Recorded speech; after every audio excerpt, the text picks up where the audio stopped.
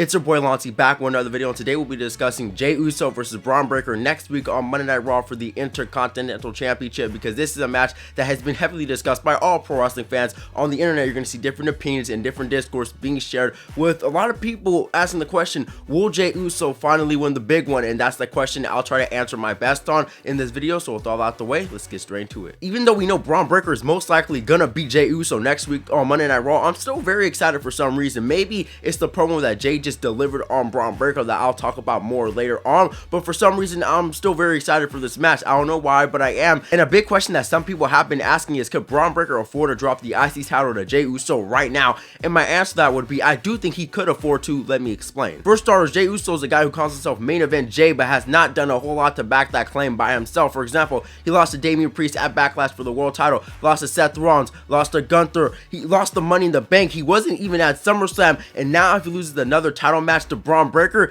damn, I mean, another title shot, really? I mean, we can kind of compare this case with LA Knight. Took a very long time for them to break through and actually get a title, but they still managed in that time to be over with the crowd, whether it was with their catchphrases, their promo, their charisma, the little in-ring work. But guess what? I mean, we can kind of compare these cases, and will this be the time that Jey Uso will finally get the breakthrough and finally win the IC title? I'm not so sure about it. Getting back on track, Bron Breakker is still very young in this game. He probably hasn't even hit his prime yet, so I do think right now, in the earlier stages of his title reign so far, that he could afford to drop the title to Jey Uso, because not everyone needs a long title reign, not everyone needs one. But if I do think Bron Breakker, if they are going to give somebody a long title reign, it'd probably be him. So if he is going to get a long title reign, none of this can happen. But right now, if Jey Uso wins the title on Monday Night Raw, we just have Jey drop it quick right back, probably like a crown jewel to Bron Breakker. If you just want to do that, you can do that. Just get Jey the title real quick and give it back to Bron Breakker. Either way, nobody should be saying Bron Breakker is buried if he does lose to Jey Uso, because it was stupid when fans were saying it after he lost to Sami Zayn, calling him Sammy Hogan. It would be stupid now because he's not buried at all. Do we all just say everyone's buried after they lose a title match to some of the older guys, the more established guys? I mean, really, that makes no sense whatsoever. And it's Sami Zayn and Jey Uso, some of WWE's top stars, some of their top babyface stars, some of those top stars in the company in general. So that makes no sense whatsoever. You should not feel bad about losing to Jey Uso and Sami Zayn. What is that? How does that make sense? As we all know, Jey Uso's bound to end up back in that whole bloodline story, so his singles run will probably be on the back burner, as that story should keep him busy for a very long time, for a hot minute. To me, it would have been nice to see Jey Uso capture some singles gold, as that would have elevated him even more up to the card. And Jey Uso has been saying he wanted to be main event Jey, and that would really back the claim. But imagine this shot where Roman Reigns is at rock bottom and Jey Uso has reached the mountaintop. He's accomplished in what he was trying to seek out to do. He got his title, he got what he wanted. Imagine that shot where Jey Uso is on the top, Roman Reigns is down low, he needs some help, and you can just see how much the cards have changed. Jey Uso has succeeded in what he was trying to do, and Roman Reigns desperately needs some help. Even though what I just said sounds all great and all, where Jey Uso's finally at the mountaintop and Roman Reigns is at rock bottom and he desperately needs his help, that's probably not going to happen, as I do expect Bron Breakker to beat Jey Uso, Sami Zayn to lose to Gunther, and Roman Reigns is probably going to be at rock bottom in some sort of way where he's going to need some help. So that's how I would expect the group to get back together, as I've been saying in the past couple of videos. If not that, I would still expect Jey Uso to get back with Sami Zayn, as that's like going to defeat the whole purpose if Jey Uso does win a title.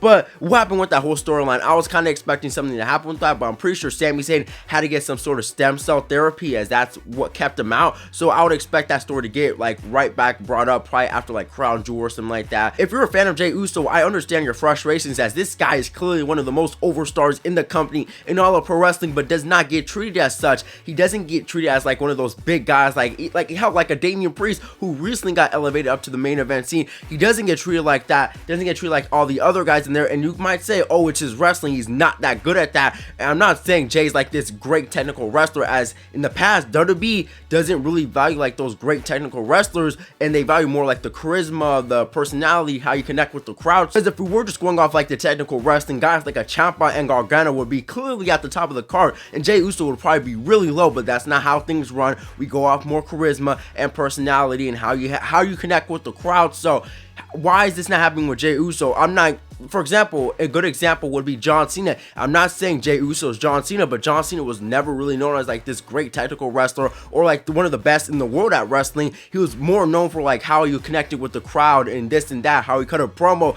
similar to how Jey Uso does his stuff right now. So I mean, what's going on? Why is Jey Uso not getting treated as like one of those top stars? Now getting on to what happened on this past episode of Monday Night Raw, I wanted to talk about the promo exchange between Jey Uso and Bron Breakker, because this promo exchange was very heated, got really personal at times, and was just simply put amazing. And this is the side of Jey Uso I really hope we see more of. So Bron Breakker started all this off by saying in 6 short months in his career he's done more than Jey Uso did in 14 years, and said that he's never needed his help from his uncle or his father, and says he will expose Jey Uso for being nothing without his family. And you know shit's getting serious when Jey Uso takes off the shades. You can see in his eyes tell a whole different story by itself. He tells Bron Breakker that he won't take him lightly, and reminds Bron of the fact that, yeah, I have been here for 14 years. I have been here winning champions while you're in diapers, boy. I don't know how serious that is, but I don't think Bron Breakker was in diapers while Jey Uso was winning champions.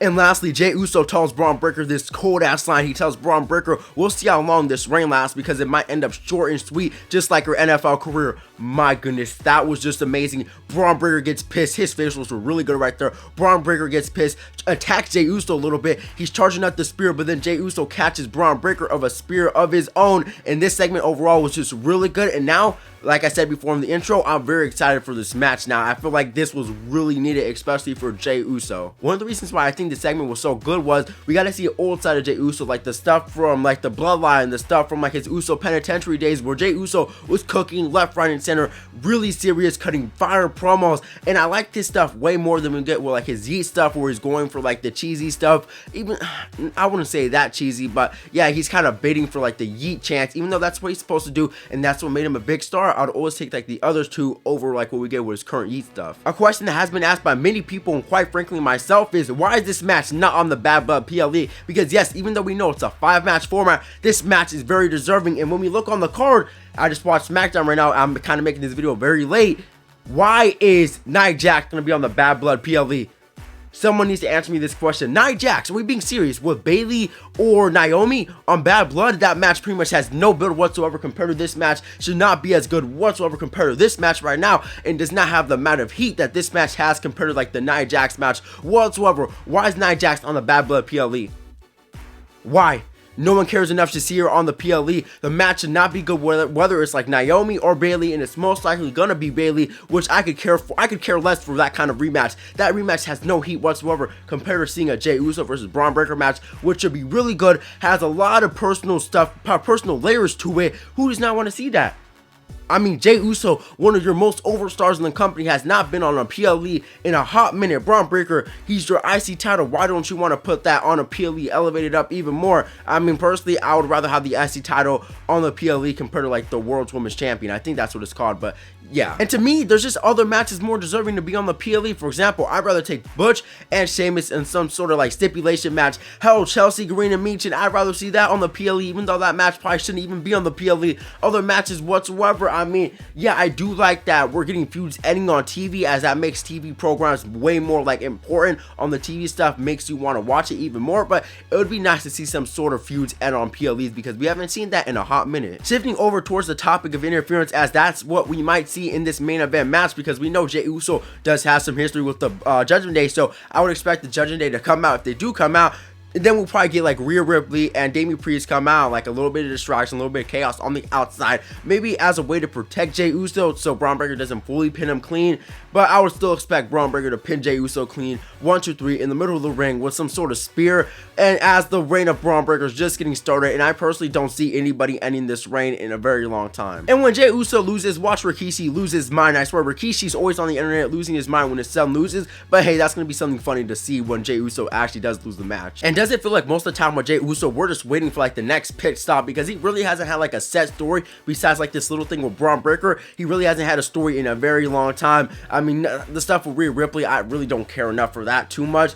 it feels like every single time Jey Uso is very close to winning like an IC title or like a world champion, even if he had a chance to get that, there's always like a bigger story waiting on the horizon for him. The stuff with the bloodline, that's a big story. WWE's biggest story right now. So why give Jey Uso a title right now when we know he's gonna be in this big program later on? Every single time it feels like Jey Uso is right there to gaining a singles title, there's always gonna be a bigger story there and something always keeping him away from that. And it's not like there isn't demand for Jey Uso to win a singles title. It's not like there isn't demand for Jey Uso to win the IC title next week on Monday Night Raw. People are clamoring for this because people love the story of Jey Uso, how far he's come from being like the lackey of like the bloodline, being the guy who gets constantly abused, to now being a guy who's established himself as like a comparable single star.